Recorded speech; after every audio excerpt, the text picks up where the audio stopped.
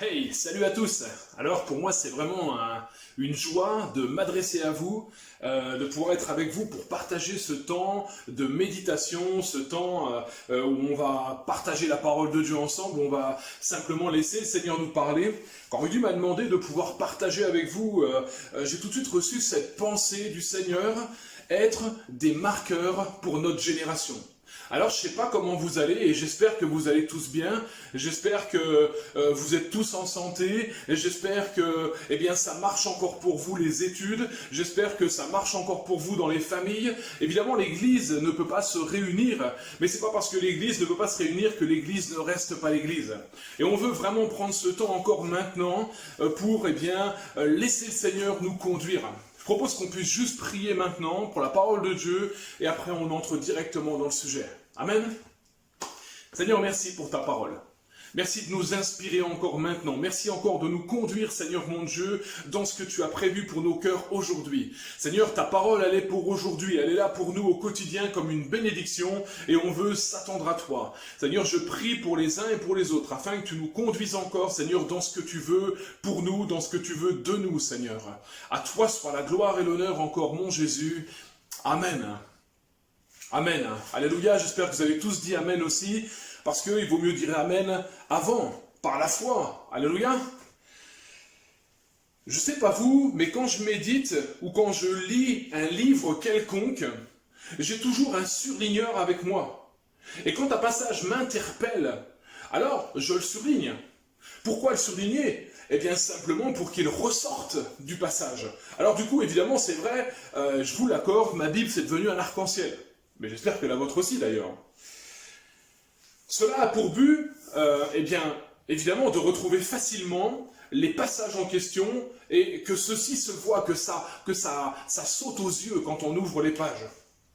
Et je crois que c'est bien là le désir de notre Dieu nous concernant, c'est que nous puissions être, comme nous le dit la parole de Dieu, des lumières qui brillent dans les ténèbres, des lampes allumées que l'on ne cache pas, que l'on met à la vue de tous. Et c'est bien ce que j'ai reçu sur mon cœur et c'est de ça qu'on va parler aujourd'hui. Dieu veut que nous puissions être des marqueurs pour notre génération. Chaque génération a eu ses leaders, ses modèles, ses héros. Évidemment, les références en héros ne manquent pas. On peut citer Superman, Spider-Man, Batman, Iron Man, Catwoman et tous les trucs en man. Mais dans la réalité, plus vivant encore, on peut parler d'hommes et de femmes qui, par leur action, ont marqué leur génération et d'autres qui sont venus après encore. De cette trempe, je parlerai de Moïse, de Jésus, de l'apôtre Paul, mais plus près de nous encore, de Martin Luther King, de Mère Teresa, de Nelson Mandela, de Abraham Lincoln, ou encore, je ne sais pas si vous la connaissez, Anna Fisher. Anna Fisher, c'est la première astronaute féminine et première mère de famille qui a été dans l'espace. Ça s'oublie pas, ça quand même. Mais aussi, du mauvais côté des choses, on peut parler d'Adolf Hitler, Jules César. Pour les bons, on peut revenir aussi chez Winston Churchill ou Léonard de Vinci. Chacun dans son domaine, qu'il soit bon ou mauvais, a eu une influence sur leurs contemporains et ont de ce fait été des marqueurs pour leur génération. Tous ces noms ressortent encore aujourd'hui, on en parle encore aujourd'hui. Chers amis, cet après-midi, nous connaissons tous cette directive que Paul va laisser à Timothée, mais qui pour finir s'adresse encore à nous aujourd'hui, et peut-être même encore plus dans la situation, dans cette période troublée que nous traversons. Paul dira à Timothée, nous lisons ça dans 1 Timothée 4,12, que personne ne méprise ta jeunesse, mais soit un modèle pour les fidèles, en parole, en conduite, en charité, en foi, et en pureté. Ah, là, ça commence à piquer un petit peu. Hein, ça pique un peu quand on commence à parler de pureté, d'amour, de foi, de conduite. Parce que c'est souvent là que le bas blesse, là, dans notre jeunesse. Et pourtant, l'apôtre Paul nous engage à être des modèles. À être des modèles pour pouvoir marquer la génération, notre génération. Alors, je ne sais pas où vous en êtes, et peut-être vous êtes là derrière votre écran cet après-midi, ce soir, et vous dites, mais c'est un classique ça, c'est un classique. Peut-être un classique pour la plupart d'entre vous, mais j'ose quand même poser cette question maintenant. Es-tu le modèle que Dieu attend de toi? Es-tu devenu disciple du Maître? Un disciple, c'est-à-dire quelqu'un qui suit l'exemple de celui qu'il considère comme son maître, qui adhère à sa doctrine et qui la fait sienne, qui la met en pratique. Un classique. Es-tu vraiment devenu un disciple du Maître? Es-tu vraiment, comme Paul le dit à Timothée, une personne dont on ne peut pas mépriser sa jeunesse à cause du fait qu'elle est devenue un modèle en parole, en conduite, en charité, en foi et en pureté? Alors, j'ai parlé de beaucoup de héros, de beaucoup de monde qui se finit en man, la Superman, Batman, etc. Et moi, je vous propose encore, une nouvelle sorte de héros des temps modernes. Alors, je dis moderne, mais pas tant que ça pour finir. On en parle depuis très longtemps déjà dans la parole de Dieu. Je les ai appelés les face men, face women, des hommes et des femmes de foi. Alléluia. Alors peut-être vous rigolez avec mon accent, mais moi je suis pas anglophone, donc je fais ce que je peux. Mais en tout cas, je vais le redire en français, Dieu nous appelle à être des hommes et des femmes de foi. Hommes et des femmes de foi, de ceux qui, par la foi, ont marqué leur génération et vont permettre aux miraculeux de Dieu de prendre place dans leur quotidien. Est-ce que tu veux être de ceux-là cet après-midi, ce soir? Je ne sais pas à quelle heure sera diffusée cette vidéo, mais peu importe. Est-ce que tu veux être de ceux et de celles qui vont marquer leur génération par la foi? Est-ce que tu veux être de ceux et de celles qui vont voir le miraculeux entrer dans leur vie simplement à cause de leur foi dans la parole de Dieu? Ces super-héros bibliques ont d'incroyables pouvoirs. La Bible nous dit qu'ils sont capables de bouger des montagnes, de renverser des murs, de bâtir des ponts, d'appeler à l'existence ce qui n'existe pas encore, de faire tomber la pluie du ciel, ou encore de faire reculer la course du soleil, de prévoir des choses qui semblent impossibles, de faire des choses qui semblent impossibles, de guérir et même de rendre la vie. Ils sont capables de traverser des mers, de fermer la gueule des lions, de mettre en fuite des armées entières, etc., etc., etc. Je veux juste t'interpeller cet après-midi, est-ce que ça te donne pas envie ça? Parce que moi franchement, ça me fait kiffer quand je lis ça. Je me dis, mais Seigneur, c'est ça que je veux vivre. Moi, c'est à ça que je veux ressembler. Et j'espère que toi aussi. J'espère que c'est ça que tu veux vivre dans ta vie. La Bible regorge d'histoires de super-héros. En fait, pour finir, on pourrait dire, la Bible, c'est le plus grand Marvel de l'histoire.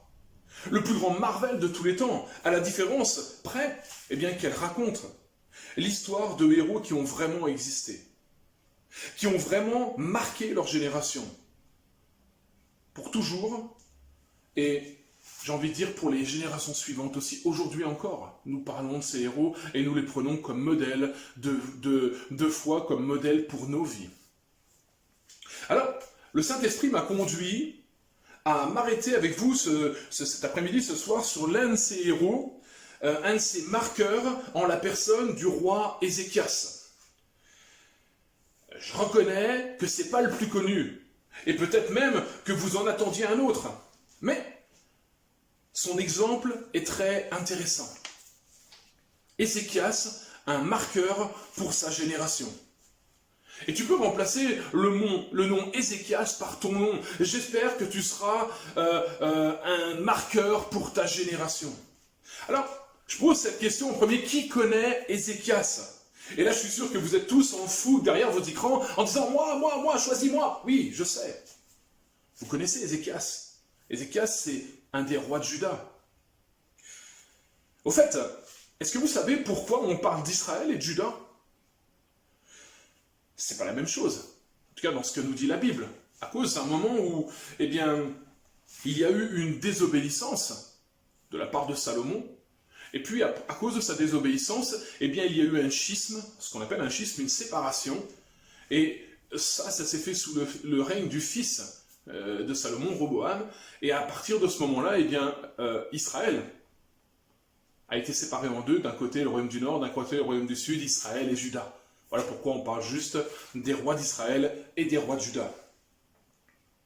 Alors, Ce n'est pas dans le fait qu'Ézéchias soit roi de Juda que, ceci a fait de lui un homme de foi, un faceman. Mais plutôt dans les choix qu'il a appliqués à sa vie, mais aussi au royaume qu'il gouvernait en rapport avec ce qu'il croyait et en celui en qui il croyait. Parce que je crois que c'est ça qui doit générer les choix de nos vies, c'est ce que nous croyons. C'est celui en qui nous croyons, celui duquel nous sommes devenus les disciples. Ce roi est le fils de roi. Il est même petit-fils de roi. Et malgré cette lignée royale, j'ai envie de dire, son avenir n'était pas tout tracé. Il a fallu qu'il fasse des choix. Comme toi aujourd'hui, tu es sûrement confronté à des choix et tu vas être confronté à des choix pour ta vie. Tu es peut-être né dans une famille de chrétiens depuis plusieurs générations, mais cela ne fait pas de toi un chrétien. Et encore moins un disciple de Christ. Tu dois faire un choix. Tu dois faire ton choix. Je reviens à Ézéchias, son père Akaz était l'un des pires rois de Juda. Un idolâtre sans pareil. À ce moment où il prend la royauté, Ézéchias n'a que 25 ans. Donc, j'ai envie de dire, il n'est guère plus vieux que nous. Bon, ok, que vous. Et pourtant, eh bien, c'est à cet âge où il va être confronté à un choix très important qui va définir le restant de sa vie et de son règne. Et qui sera pour marquer toute une génération, pour marquer tout un peuple, toute une génération de personnes, et même plus loin encore. Je fais une petite parenthèse, et pour moi, deux choses se sont présentées à lui, auxquelles tu fais face encore aujourd'hui. Soit il suit l'exemple de son père, de son grand-père, et continue à conduire le peuple comme ils l'ont fait. Comme on a toujours fait. Parfois, c'est un petit peu l'expression qui revient. On a toujours fait comme ça, je ne vois pas pourquoi on changerait. Et il le conduit en le menant de plus en plus loin dans l'idolâtrie et le dérèglement en l'éloignant de Dieu. Soit il agit en accord avec ses croyances et ses convictions, et malgré son histoire familiale et le poids qui repose sur ses épaules, il va de l'avant jusqu'au bout dans la fidélité avec son Dieu et peut-être se mettant même certaines personnes à dos. Comme je l'ai dit, toi aussi, moi aussi, chacun d'entre nous, on a ce choix à faire. Qu'est-ce que je fais? Est-ce que j'agis selon la coutume, selon l'ensemble, la pensée de l'ensemble, ou est-ce que je veux agir selon ce que me dit la parole, selon ce que m'enseigne mon Dieu, selon ce que Dieu me demande? Et ça, tu as ce choix ce soir, cet après-midi, tu dois réfléchir et tu dois te positionner. Positionne-toi pour ton Dieu. Deux points sont importants ici. Premièrement, tu n'es pas automatiquement ce que ton père ou ta mère ont été. Dieu nous a tous créés de manière individuelle et veut se servir de nous comme il le désire. Il n'y a pas de fatalité. Cher ami, cet après-midi, il n'y a pas de fatalité. Tu n'es pas obligé de ressembler à ce que ton père a été, à ce que ta mère a été. Pour ce qui me concerne, personnellement, j'ai dû me battre un bon bout de temps pour sortir de cette fatalité, de ce qui m'a, quelque part de ce dont j'avais hérité de mon papa. La pensée qui était dans mon cœur, c'est mon père était comme ça, donc moi je serai comme ça aussi. Et Jésus est intervenu. Alléluia. Et je veux juste te dire cet après-midi que Jésus veut intervenir dans ta vie aussi. De la même manière que la foi de nos parents ne nous sauvera pas, les déroutes de nos parents ne nous condamneront pas non plus. Amen. Tu devrais dire amen à ça. Les déroutes, de la même manière que la foi de nos parents, que la foi de tes parents ne te sauvera pas, parce qu'il faut que tu prennes un vrai engagement. De la même manière, les déroutes de tes parents, les choix de tes parents ne sont pas tes choix et ne vont pas non plus te condamner. Ça reste un choix. Tu peux choisir de suivre la voie de tes parents, qu'elle soit bonne ou mauvaise, mais tu peux aussi choisir de t'en détourner. Le choix t'appartient cet après-midi, ce soir, c'est ton choix. Souvent, nous sommes arrêtés comme aurait pu l'être Ézéchias à cause du poids de l'héritage familial qui était sur ses épaules. Mais Ézéchias a choisi de faire autrement. Deuxième point, pour être quelqu'un, un gars, une fille qui va marquer sa génération, il faut que notre vie soit conduite par nos convictions, pas les convictions d'un autre, les nôtres, celles que nous avons reçues, les convictions que nous allons nous forger au fur et à mesure de notre vie chrétienne, de notre communion avec Dieu, de notre lecture quotidienne de la parole, de ce que nous allons apprendre et comprendre et recevoir, être inspirés par le Saint-Esprit. Un homme comme Martin Luther King, que j'ai cité déjà tout à l'heure, a marqué non seulement sa génération, mais bien d'autres encore, jusqu'à la nôtre. Pourquoi? Parce qu'il avait un rêve. Vous avez sûrement lu ce livre, peut-être, I Have a Dream. Et ce rêve, eh bien, il a été jusqu'au bout. Fais dans ta vie que ce que tu reçois ne soit pas qu'un rêve, mais devienne une vraie réalité. Que les choses s'installent dans ta vie, dans ton cœur.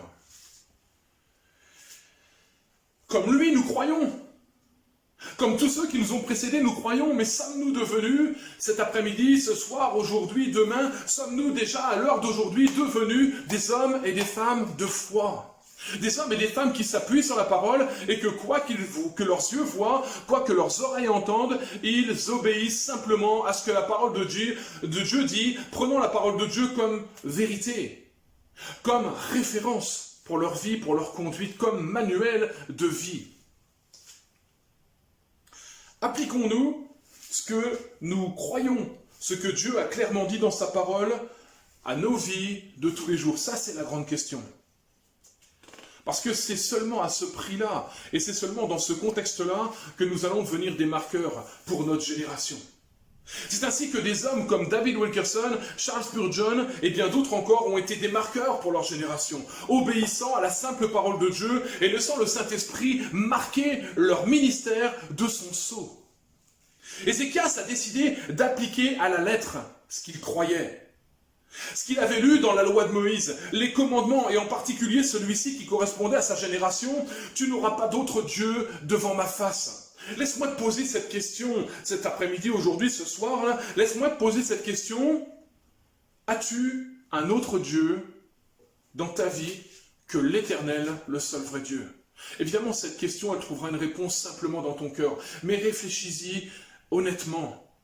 Sois transparent devant Dieu. As-tu un autre Dieu? As-tu quelque chose qui a pris la place de Dieu dans ta vie? Si c'est le cas, eh bien, mets pause de cette vidéo, arrête-toi, mets-toi sur tes genoux et demande pardon au Seigneur et laisse-le venir réintégrer sa place, c'est-à-dire la première place. C'est ce qu'Ézéchias a voulu faire et c'est pour ça qu'il s'est battu, afin que l'Éternel retrouve la première place, non seulement dans son cœur, dans sa vie, mais surtout dans le peuple d'Israël.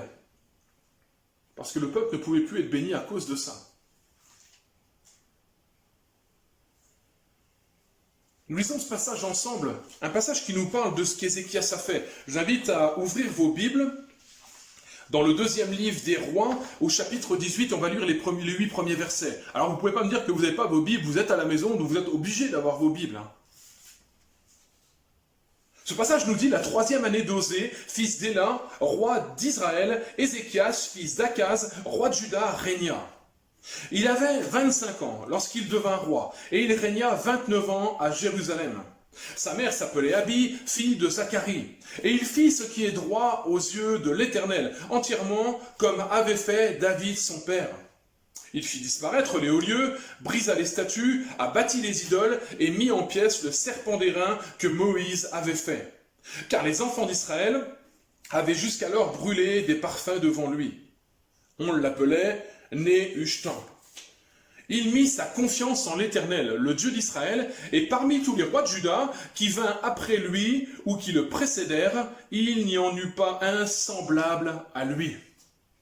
Il fut attaché à l'Éternel, il ne se détournait pas de lui, il observa les commandements que l'Éternel avait prescrits à Moïse, et l'Éternel fut avec Ézéchias. Amen. Je fais une petite parenthèse, est-ce que tu as envie que l'Éternel soit avec toi? Ce texte nous dit, l'Éternel fut avec Ézéchias, qui réussit dans toutes ses entreprises.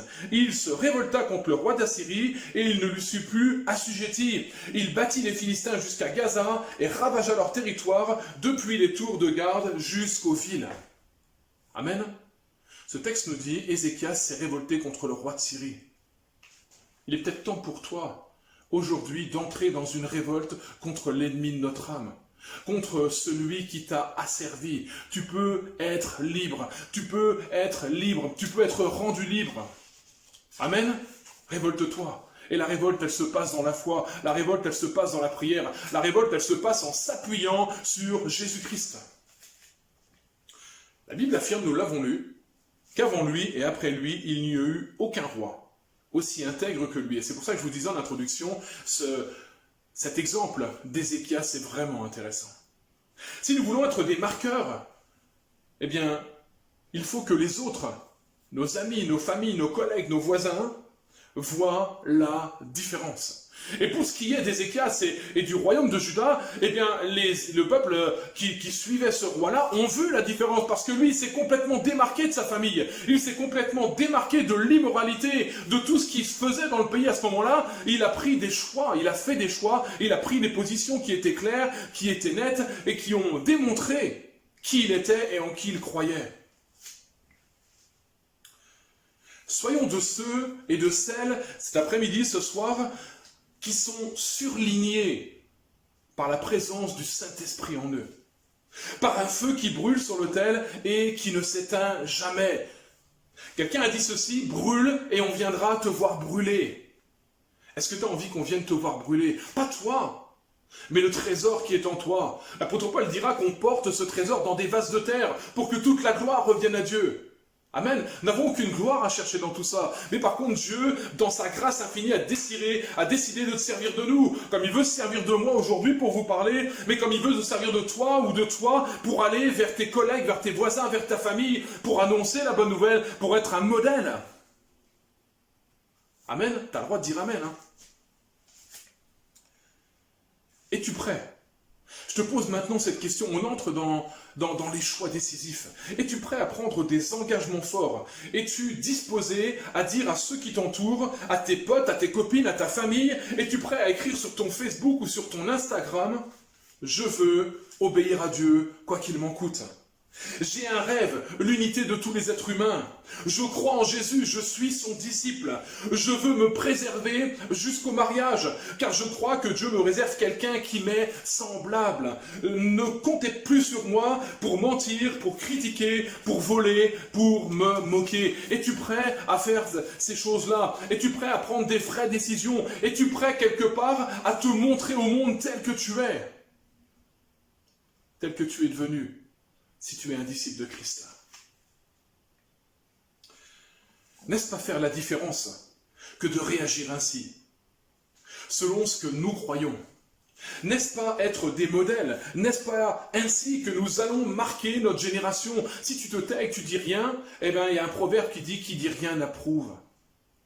Et je crois que nous ne devons pas approuver l'esprit du monde dans lequel nous vivons. Nous ne devons pas approuver tout ce qui est autour de nous. Nous ne sommes pas obligés d'être esclaves de ces choses-là.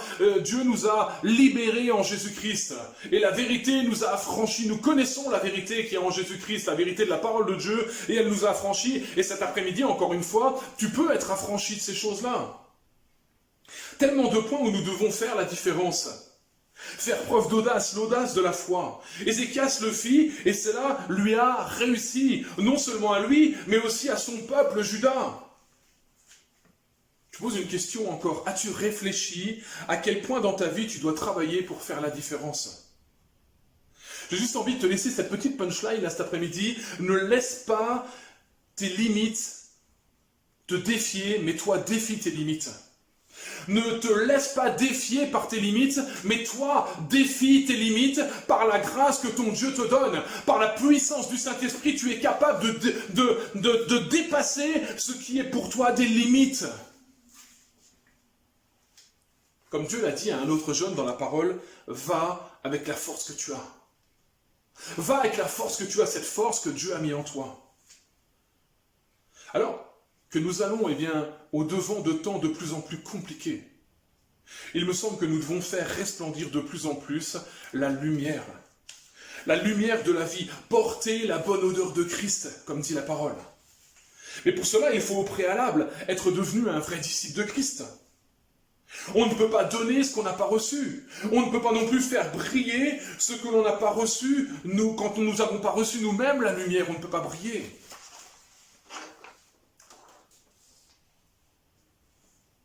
J'aimerais juste t'amener à un choix, à un vrai choix.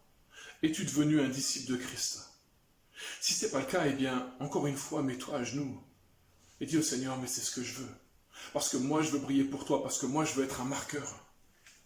Jésus, notre modèle divin, a marqué sa génération de bien des manières. Mais une en particulier, il se levait pour la cause des plus faibles, favorisant les pauvres, les veuves et les orphelins, les faibles, les malades, les paralytiques. Jésus a donné sa vie pour les autres. Est-ce que tu es prêt aujourd'hui à marquer ta génération en donnant ta vie pour les autres? J'ai cité tout à l'heure Mère Teresa. Alors vous allez me dire, oh là là, lui il n'est pas évangélique, il est catholique. Non, non, non. Lisez le témoignage. Lisez les mots de cette femme de Dieu. Et vous allez voir combien son cœur était dirigé vers Jésus. Et elle, comme d'autres, ont donné tout ce qu'ils avaient pour la cause de Christ. Oh, Jésus aurait pu s'en tenir aussi à ce qu'on disait de lui, c'est le fils du charpentier. Il aurait pu être défié par ses limites humaines. Mais Jésus a choisi de défier les limites humaines et de se manifester tel qu'il était. Il est le Fils de Dieu. Tu n'es pas une simple personne, tu es un enfant de Dieu et tu peux le devenir encore. Si ce n'est pas le cas, abandonne tout ce que tu es en train de faire, abandonne toutes tes recherches et mets-toi à rechercher Dieu tout ton cœur et deviens un enfant de Dieu. Mais tu n'es pas une simple personne, tu es un enfant de Dieu.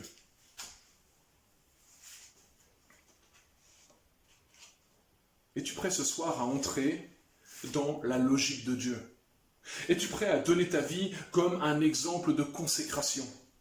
Es-tu prêt, comme l'a dit Paul à Timothée, à être un modèle dès aujourd'hui, dès ce soir, en parole, en foi, en conduite, en amour et en pureté? Je te laisse avec toutes ces paroles. Je vais juste me retourner, tu vas voir ce qui est écrit sur mon t-shirt. Normalement, si tu vois bien, c'est écrit « À toi de le vivre ». À toi de le vivre. Alors, est-ce que tu acceptes ce soir le défi de te mettre à vivre ces choses-là et de devenir un marqueur, de devenir un modèle pour tes copains, pour tes amis, pour ta famille, pour toute la génération, pour tout ton environnement, ton lotissement, tout ce qui t'entoure? Parce que c'est ce que Christ attend de nous. Amen, on va prier, on va remercier le Seigneur pour tout ça, et je vais juste prier pour vous maintenant. Seigneur, merci pour ta parole. Merci parce que ta parole, elle nous encourage, parce que ta parole, elle nous défie, parce que ta parole, elle nous envoie plus loin, elle nous amène plus loin, Seigneur. Et comme on l'a dit tout à l'heure, on ne va pas se laisser défier par nos limites. Mais Seigneur, merci parce que nos limites, toi, tu les étends, tu nous mets au large avec toi. Merci, Seigneur mon Dieu, parce que tu nous donnes de nouvelles capacités, de nouvelles perspectives en toi. Seigneur, je veux te prier pour chacun, chacune qui a entendu ce message ce soir, cet après-midi, Seigneur, étends ta main, s'il te plaît, pose ta main, Seigneur, permets vraiment que chacun et chacune, en son cœur, Seigneur mon Dieu, ait pris cette décision forte sur laquelle il ne reviendra jamais. Je choisis d'être un modèle, je choisis d'être quelqu'un, un homme de foi, une femme de foi qui va marquer sa génération par ses positions, par sa foi, par ses engagements. Seigneur, merci pour ta parole, parce que ta parole, c'est la vérité. Que ton nom soit glorifié, que ton règne vienne, que ta volonté soit faite dans chacune de nos vies. Seigneur, je prie au nom de Jésus-Christ. Amen. Amen. Voilà, à bientôt, soyez bénis.